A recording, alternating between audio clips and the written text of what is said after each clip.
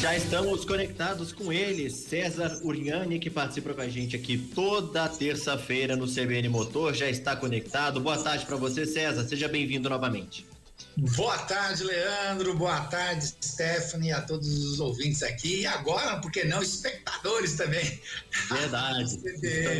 Estamos no YouTube, o pessoal tá vendo a nossa cara aqui, são espectadores também, tem muita gente, inclusive, que vê a gente pela TV, César, você que tá mais acostumado, né? Pois é, que bacana, né? É aí a rádio multiplataforma. É isso aí, César. E hoje um assunto, né, que eu abordei isso no começo do programa, a Stephanie até ficou de passar uma experiência dela, pessoal, daqui a pouco ela fala sobre isso, mas eu falei que não era o meu caso, né, esse medo de dirigir quando eu não era habilitado, ou mesmo depois de habilitado, mas é algo comum, né, César? E é bom que não seja um tabu também. Pois é, mais comum do que a gente imagina. É fato que acontece mais com mulheres do que com homens, mas tem cada vez mais aumentado o número de homens também que acabam adquirindo aí o medo de dirigir e a partir daí acabam não escolhendo mais, né, usar ali a direção como meio de locomoção. E aí a gente precisa entender alguns gatilhos, né, do porquê que isso acontece. Aquelas pessoas que têm medo de dirigir, escolhem outro tipo de modal e vivem tudo muito bem, obrigado, sem problemas. O que ocorre é que algumas pessoas acabam, no medo de dirigir, atrapalhando outros setores da sua vida. Algumas, inclusive, acabam desenvolvendo síndrome do pânico, e aí só mesmo com um profissional qualificado, né, para poder resolver o que já acaba se transformando quase que num trauma.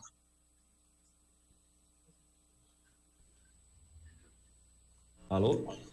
Alô? Você nos ouve, eu tinha perdido o contato, peço desculpas. Stephanie, por favor. Bom, então, eu ia contar a minha experiência aqui, né, César? Até dei um spoiler no começo do programa. Falei sobre a minha experiência. Quando eu tirei a carteira de motorista, eu tinha lá 18 anos, novinha, igual o Enzo, quando tirou a dele. E eu contei pra ele, inclusive, essa história, pra ele se conformar, né, com os acontecimentos recentes. Eu bati o carro na primeira semana e não era nem meu o carro, era da minha tia. Ficou caro o conserto, meus pais tiveram que pagar porque eu ainda era estagiária, né? Ganhava um salário bem básico, assim. Então, fora essa questão de bater o carro de outra pessoa, eu fiquei traumatizada. Falei, eu não dou pra isso. Fiquei 1 ano sem dirigir. Até que não deu mais, porque eu moro em Valinhos, trabalho em Campinas. Pra vir de ônibus, eu entrava às 6 horas da manhã aqui. Pra vir de ônibus era impossível. Teria que meu pai acordar de madrugada, enfim. E por isso eu enfrentei o medo e tive que enfrentar mesmo esse medo de dirigir. Hoje eu dirijo normalmente, sem problemas, cantando, dançando, até errado, né? Mas tô sempre cantando ali no caminho. Às vezes conversa com alguém que tá junto com você no carro, é muito natural, mas no começo é difícil mesmo. E eu já vi carros de professores especializados, né? Pela rua a gente vê aqueles carros adesivados, especializado em tirar o medo de dirigir e tudo mais. Acho muito interessante que tenha isso também, né?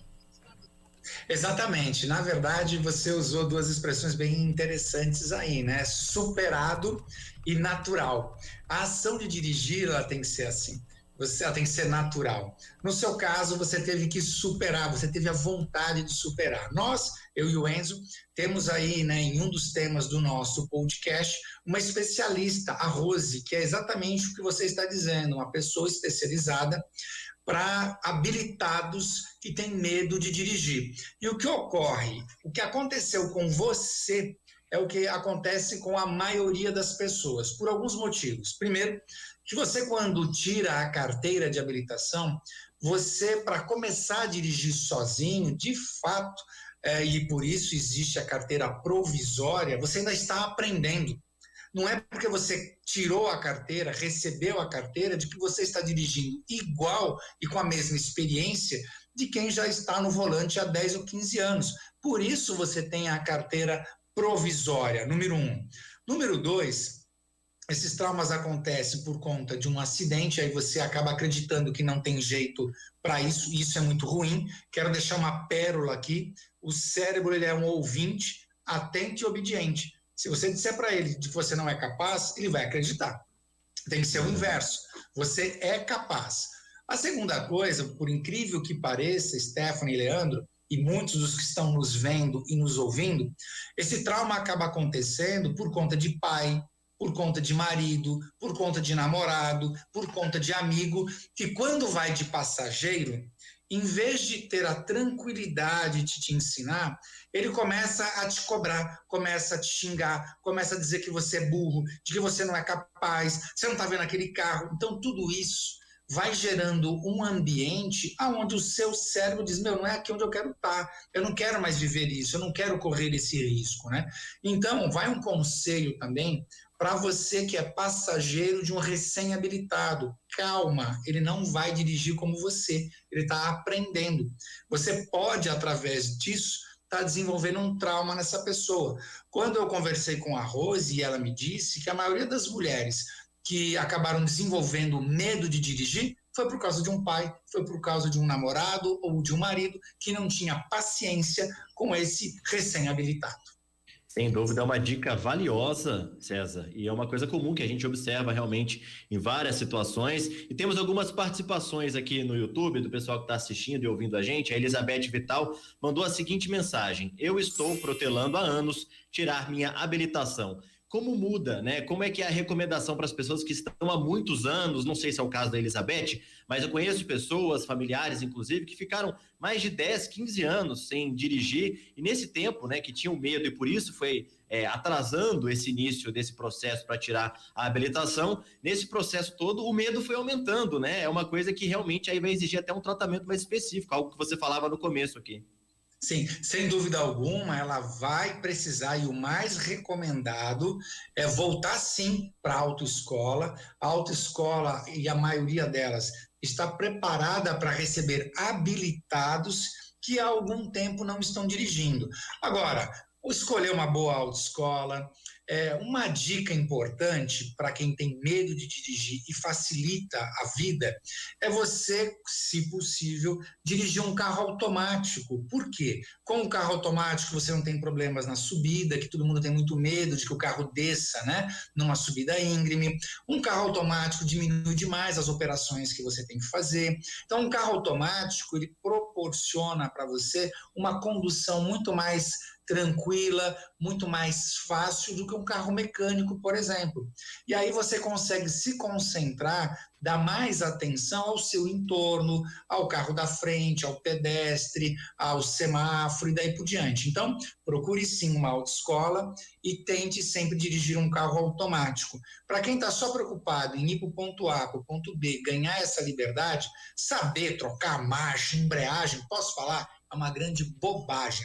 O melhor motorista não é aquele que sabe controlar a embreagem numa subida, é aquele que respeita normas e regras, é aquele que não toma multa, é aquele que não xinga no trânsito. E isso eu vou te falar, as mulheres que têm mais medo de dirigir fazem isso melhor que os homens. É isso, César. E a gente tem uma mensagem aqui também da Juliana, ela que manda mensagem com frequência, até agradeço mais uma vez a participação dela. Ela faz um relato desse tipo, né? Exemplificando isso que a gente está conversando. Ela fala: boa tarde, Stephanie e Leandro. Sobre dirigir, no começo eu tinha medo, aí fiz aquela aula com esse pessoal de perca o medo de dirigir e me ajudou muito, vale a pena. Ela está se referindo àquelas mensagens, né? Chamativas que aparecem nos carros dessas pessoas especializadas. Vale a pena mesmo, né, César? Tem que investir nisso.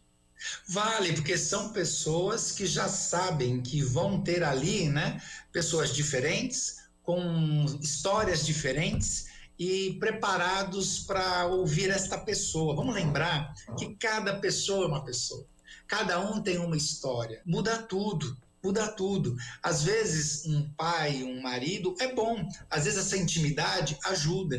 Por outro lado, em alguns casos, não. Porque às vezes você só é um pai que ama, você só é um marido que ama, mas você não é um instrutor.